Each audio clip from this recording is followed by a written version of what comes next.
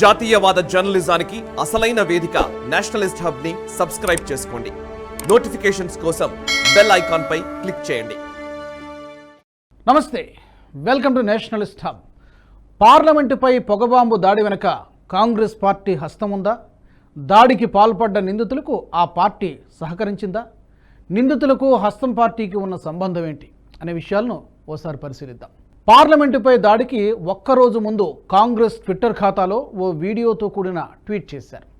దేశంలో నిరుద్యోగ సమస్య పెరిగిపోతోందని, ఈ విషయంలో మోదీ ఫెయిల్ అవుతున్నారన్నది ఆ ట్వీట్ యొక్క సారాంశం. బీజేపీ యువతను ఉద్యోగాల పేరిట మోసం చేస్తోందని ఆరోపణలు చేశారు. అయితే సాధారణంగా ఏదైనా రాజకీయ నాయకుడు ట్వీట్ చేస్తే తాజాగా మాట్లాడిన వీడియోలని పోస్ట్ చేస్తాడు, లేకపోతే చరిత్రాత్మకమైన అంశాలైతే దానికి సంబంధించి గతంలో మాట్లాడిన వీడియోలు పోస్ట్ చేస్తాడు. కానీ కాంగ్రెస్ పార్టీ ఎందుకు పోస్ట్ చేసిందో ఏమో తెలియదు, కానీ ఎప్పుడో మాట్లాడిన పాత వీడియోను సరిగ్గా పార్లమెంటు దాడికి ఒక్కరోజు ముందే పోస్ట్ చేశారు. అందులో కూడా మొట్టమొదటి పదం unemployment continues to spiral out of control అనే విధంగా వచ్చింది. సరిగ్గా మరుసటి రోజే పార్లమెంటుపై పొగబాంబు దాడి జరిగింది. అందులో కూడా వీరంతా ఉద్యోగం లేనివారే అంటూ చెప్పుకున్నారు. పార్లమెంటు బయట స్మోక్ను వదిలిన నీలం అనే మహిళ తల్లిదండ్రుల ప్రకారం ఆమె ఉద్యోగం రాకపోవడంతో తీవ్ర నిరాశలో ఉందని చెప్పారు.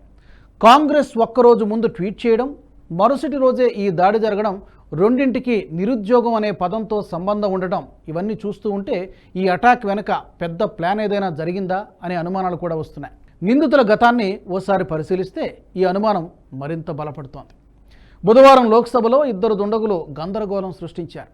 సాగర్ అనే వ్యక్తి పబ్లిక్ గ్యాలరీ నుంచి లోక్సభలోకి దూకాడు. మనోరంజన్ అనే వ్యక్తి గ్యాలరీ నుంచి ఒక రకమైన పొగను వదిలి భయభ్రాంతులకు గురి చేశాడు. లోక్సభలోకి దూకిన వ్యక్తి ఎంపీలు కూర్చునే టేబుల్పైకి ఎక్కి నల్ల చట్టాలను బంద్ చేయాలి అంటూ నినాదాలు చేశాడు. ఈ ఘటనతో అప్రమత్తమైన ఎంపీలు వారిని చుట్టుముట్టి పట్టుకున్నారు. అనంతరం భద్రతా సిబ్బందికి అప్పగించారు. ఈ ఘటనతో వెంటనే స్పీకర్ సభను వాయిదా వేశారు. 0 అవర్లో బీజేపీ ఎంపీ ఖగేన్ ముర్ము మాట్లాడుతున్న సమయంలో ఈ ఘటన జరిగింది.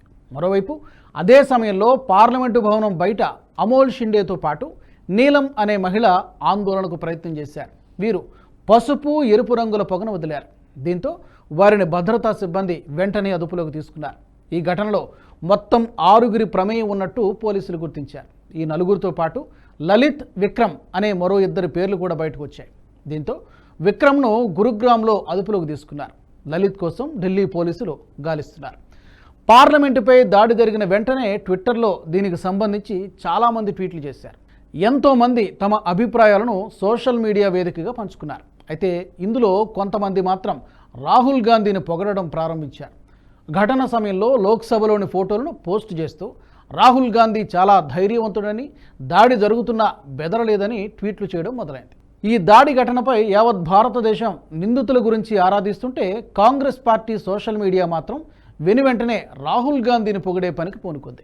అయితే ఇంత త్వరగా ఎలా అప్రమత్తమైందనే విషయమే ఇక్కడ అనుమానాస్పదంగా కనిపిస్తోంది. అందులో కూడా దాడి చేసిన వ్యక్తిని మిగతా ఎంపీలు చితకబాత్తూ ఉంటే రాహుల్ మాత్రం ఎంతో దూరం నుంచి చూస్తూ ఉండిపోయాడు. అయినా కూడా అతన్ని పొగుడుతూ ట్వీట్లు వెలువడ్డాయి. దీన్ని చూస్తే ఇది ప్రీ ప్లాన్డ్గా జరిగిందనే అనుమానం కూడా వస్తోంది. ఇక నిందితులకు సైతం కాంగ్రెస్ పార్టీతో దగ్గర సంబంధాలే ఉన్నాయి. దీనికి సంబంధించిన ఫోటోలు కూడా ప్రస్తుతం వైరల్ అవుతున్నాయి. నిందితుల్లో నీలం అనే మహిళ గతంలో ఎన్నో ఉద్యమాల్లో చురుగ్గా పాల్గొన్నారు. 2021 జనవరిలో ఢిల్లీ కేంద్రంగా జరిగిన రైతు ఉద్యమంలో ఈమె పాల్గొన్నారు. ఈ ఉద్యమంలో పలు ప్రసంగాలు కూడా చేశారు. కేంద్రంలోని మోదీ ప్రభుత్వానికి వ్యతిరేకంగా ప్రసంగాలు చేసింది. మోదీ తీసుకువచ్చిన రైతు చట్టాలు మంచివి కాదని, దీనివల్ల రైతులు తీవ్రంగా నష్టపోతారని వ్యాఖ్యలు చేసింది. అంతేకాదు, గతంలో సరిహద్దు దేశాల మైనారిటీలకు పౌరసత్వం కల్పించేందుకు తీసుకొచ్చిన CAA వ్యతిరేక ఉద్యమంలో కూడా ఆమె చురుగ్గా పాల్గొంది. అందులో కూడా ఈమె ప్రసంగించినట్టు సమాచారం. వీటితో పాటు కొద్ది నెలల క్రితం జరిగిన రెజ్లర్ల నిరసనలో కూడా నీలం పాల్గొంది. దీంతో పాటు అత్యంత కీలకమైన విషయం ఏంటంటే ఆమె కాంగ్రెస్ INLD కోసం ప్రచారం చేసిన వీడియో కూడా ప్రస్తుతం సోషల్ మీడియాలో వైరల్ అవుతోంది. అందులో బీజేపీ చాలా క్రూరమైన పార్టీ అని, అది రైతులను ఏమాత్రం పట్టించుకోదని ఆరోపించింది. రైతులు బాగుపడాలంటే కాంగ్రెస్ INLDలను ఎన్నుకోవాలని కోరారు. క్రాంతికారి యువ సంఘటనతో పాటు ప్రగతిశీల్ ఆజాద్ యువ పరిషత్ నిర్వహించిన నిరసనల్లో కూడా ఆమె పాల్గొన్నారు. ఈ సంస్థలు నిర్వహించిన వివిధ నిరసన కార్యక్రమాల్లో నీలం పాల్గొంది. ఇక ఇందులో లలిత్ జూ అనే వ్యక్తి ఫేస్బుక్ ప్రొఫైల్ను గమనించినా కూడా పూర్తి లెఫ్ట్ భావజాలం కనిపిస్తోంది. ఒకప్పటి జాతీయ ఛానల్ టీవీ యాంకర్ అయిన రవీష్ కుమార్ను పొగుడుతూ తరచూ పోస్టులు చేసేవాడు. ఇక సాగర్ అనే వ్యక్తి అయితే ఏకంగా గోమూత్ర అనే పదాలను ఉపయోగించి హిందువులను దారుణంగా దూషించాడు. ఈ ఘటన జరిగిన తర్వాత ఇదే అంశంపై రవీష్ కుమార్ తనదైన స్టైల్లో విశ్లేషణాత్మక వీడియో చేశాడు. అయితే అందులో నీలం అనే అమ్మాయి భారత్ మాతాకి జై అంటూ నినాదాలు చేసిందని చెప్పుకొచ్చారు. కానీ ఆమె జై భీమ్ అనే నినాదాలు చేసిన అంశాన్ని మాత్రం తెలివిగా పక్కకు తప్పించాడు రవీష్ కుమార్. ఇక వీరిని విడిపించాలని సంయుక్త కిసాన్ మోర్చా ఇప్పటికే డిమాండ్ కూడా చేస్తోంది. ఒకవేళ వీరిని వదిలిపెట్టకపోతే ఆందోళనకు దిగుతామని కూడా హెచ్చరించింది.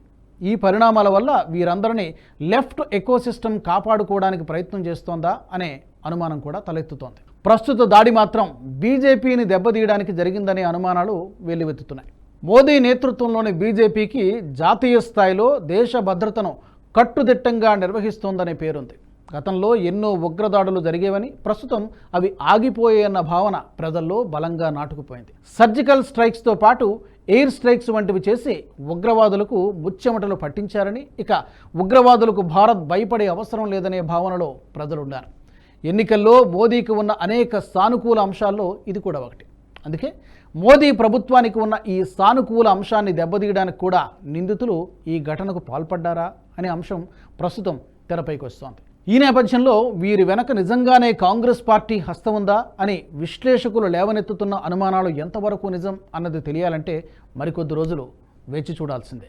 ఈ వీడియో మీకు నచ్చినట్టయితే లైక్ చేయండి, 10 మందికి షేర్ చేయండి. అలాగే కామెంట్ల రూపంలో మీ అభిప్రాయాలను మాతో పంచుకోండి. Nationalist hub group of channels ను సబ్స్క్రైబ్ చేసుకుని తెలుగునాట జాతీయవాద జర్నలిజాన్ని ప్రోత్సహించండి. ఈ వీడియో కింద ఉన్న బెల్ ఐకాన్ పై క్లిక్ చేయడం మర్చిపోవద్దు.